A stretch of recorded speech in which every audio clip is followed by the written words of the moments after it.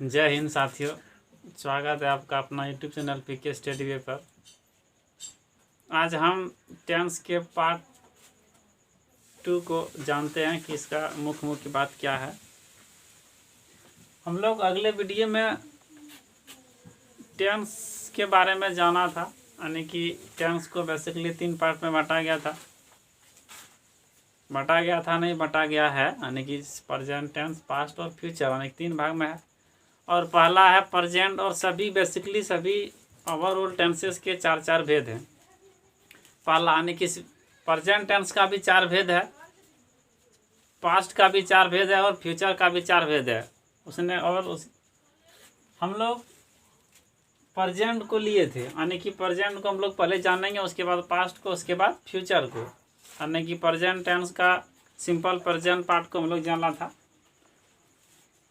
हम लोग simple present में क्या पढ़े थे कि जिस हिंदी वाक्य के यानी कि मुख्य क्रिया के अंत में ता है, ती है, ते रहेगा, तो उसको हम लोग, इसका अनुवाद हम लोग सिंपल प्रेजेंट में करेंगे। और इसका स्ट्रक्चर भी हम लोग जाना था, अफर्मेटिव, नेगेटिव, इंट्रोगेटिव, सभी को हम लोग जान गए थे। और कहाँ डू डज का प्रयोग होता है, कहाँ V1 का प्रयोग होता है, कहाँ V5 का प्रयोग होता है, वो सब भी हम लोग जान गए थे उसमें। आज हम लोग कुछ इसका मेन पॉइंट है, यानी कि हम लोग क्या लिखा है कि the important point of simple present, यानी सिंपल प्रेजेंट का मुख्य बात को हम लोग जानते हैं। 1 नंबर में क्या है कि सिंपल प्रेजेंट का प्रयोग किसी नाउन, यानी कि किसी नाउन या प्रोनाउन के स्वभाव या नेचर को दर्शाने के लिए हम लोग करते हैं।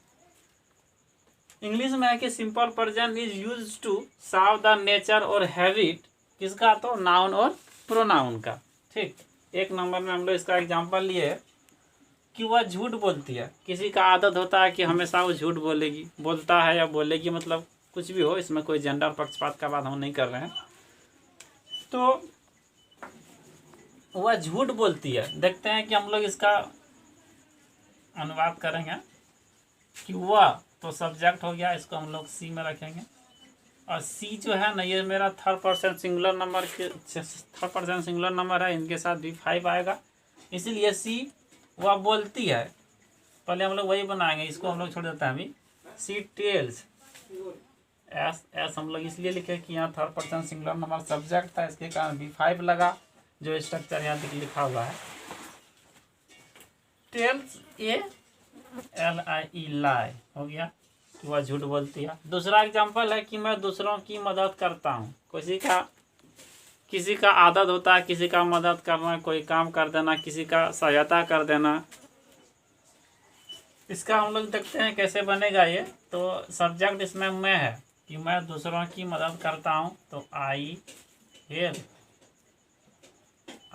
देखो यहाँ V1 आ गया, है कि ये फर्स्ट पर्सन सिंगुलर नंबर है, इसलिए V1 आ गया, यानी कि I help others, OTHERS, others.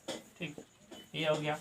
1 point हम लोग क्लियर कर लिए कि जहाँ किसी नाउन या प्रोनाउन का आदत यानी स्वभाव को जो दर्शाएगा, उसको हम लोग सिंपल प्रेजेंट में करेंगे, यानी नेचर और हैबिट को बताएगा। 1 नंबर। दूसरा पॉइंट क्या है कि प्राकृतिक घटनाओं को दर्शाने के लिए हम लोग सिंपल प्रेजेंट का प्रयोग करते हैं। यानी कि प्राकृतिक घटना जैसे कि होता है ना कि सूर्य पूरब में उगता है, सूर्य पश्चिम में डूबता है, पृथ्वी अपनी अक्ष पर घूमती है, इस तरह का घटना इसमें होगा। इसका इंग्लिश में क्या लिखे हैं कि simple present is used to show the nature happening, यानी कि ये नेचर यानी इसी घटना को बताएगा। नेचर नहीं, नेचुरल है, यानी प्राकृतिक। इसका एग्जांपल देखो क्या है कि सूर्य पूरब में उगता है, ये तो डेफिनेटली है कि ये पूरब में ही उगेगा, ये कभी नहीं हो सकता कि ये पश्चिम में उगेगा। इसका आदत ही, ये प्राकृतिक घटना है। द सन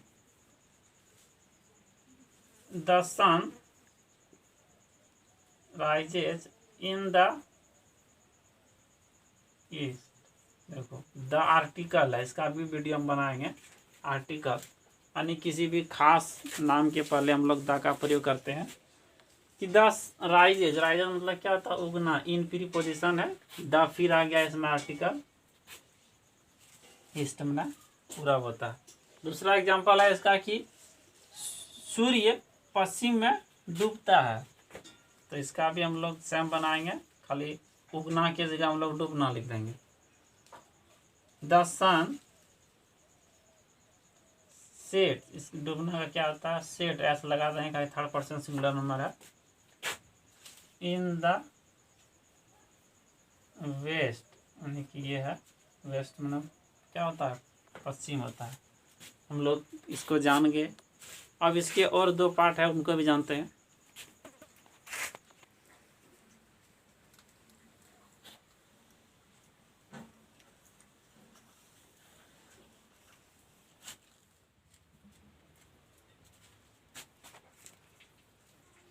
अब इसका तीसरा पॉइंट को हम लोग जानते हैं। देखो तीसरा पॉइंट में क्या है कि अगर कोई काम को करने का निर्णय पास्ट में लिया गया हो, यानी कि भूतकाल में लिया गया हो, परंतु उसको फ्यूचर में होना है, यानी कि कोई काम को हम लोग करने का निर्णय पहले ले लेते हैं, करते हैं बाद में,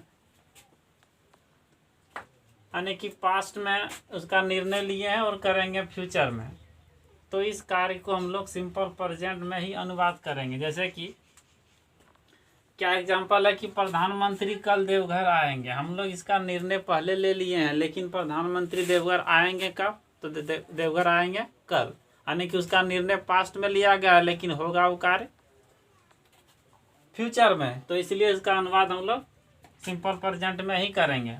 कोई यहाँ फ्यूचर टेंस का कोई होता है ना कि इसका अंत में इसमें गा गया गी रहेगा, इसको हम लोग फ्यूचर में बनाते हैं, तो कोई गलत कर देता है, क्योंकि इसका निर्णय पास्ट में लिया गया है, हो रहा है फ्यूचर में, इसलिए बनेगा कैसे। देखते हैं कि प्रधानमंत्री कल देवघर आएंगे, तो सब्जेक्ट क्या है, प्रधानमंत्री, तो प्रधानमंत्री को हम लोग लिखते हैं कि the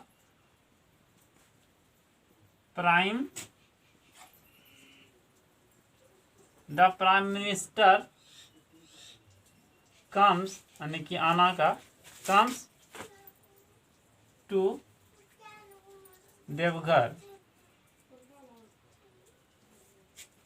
comes to Deoghar tomorrow, TOMORROW, tomorrow। देखो ये यस्टरडे और टुमारो में काफ़ी फर्क है। ये टुमारो है आने वाला कल के लिए, और यस्टरडे होता है बीता हुआ कल के लिए।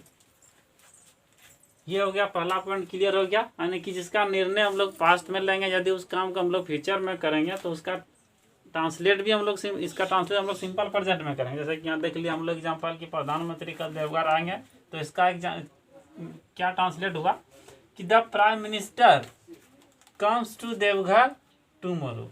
ठीक, ये हो गया तीसरा पॉइंट। अब चौथा पॉइंट को देखते हैं। चौथा पॉइंट में क्या लिखा कि अगर कहीं शर्त या परिस्थिति का बात है, जैसे कि लिखा है कि अगर किसी वाक्य में शर्त या परिस्थिति दर्शाया जाए, तो शर्त या परिस्थिति वाले हिस्से को हम लोग किस में करेंगे, सिंपल प्रेजेंट में, तथा दूसरे हिस्से को फ्यूचर इंडेफिनिट में करेंगे। देखते हैं कि इसमें शर्त क्या है। देखो पहला इसमें कि अगर बारिश होगी, ये मेरा परिस्थिति है। कंडीशन क्या है, यानी शर्त, तो मैं नहीं जाऊंगा, यानी कि इसको हम लोग दोनों है फ्यूचर में, देखो गागे दोनों में है, ये भी फ्यूचर में है, ये भी फ्यूचर में, लेकिन इसमें शर्त और परिस्थिति का बात किया गया है, इसलिए इसको हम लोग पहला वाला पार्ट को हम लोग करेंगे किस में, सिंपल प्रेजेंट में, दूसरा वाला को फ्यूचर इंडेफिनिट में। चलो इसको बनाते हैं।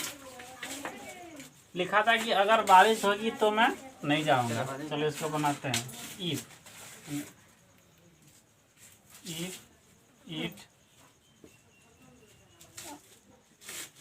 रेन्स, देखो इफ है थर्ड पर्सन सिंगुलर नंबर, इसलिए इसमें एस लगा क्रिया में। देन यानी कि तो का इंग्लिश है। उसके बाद मैं नहीं जाऊंगा, आई शैल नॉट गो।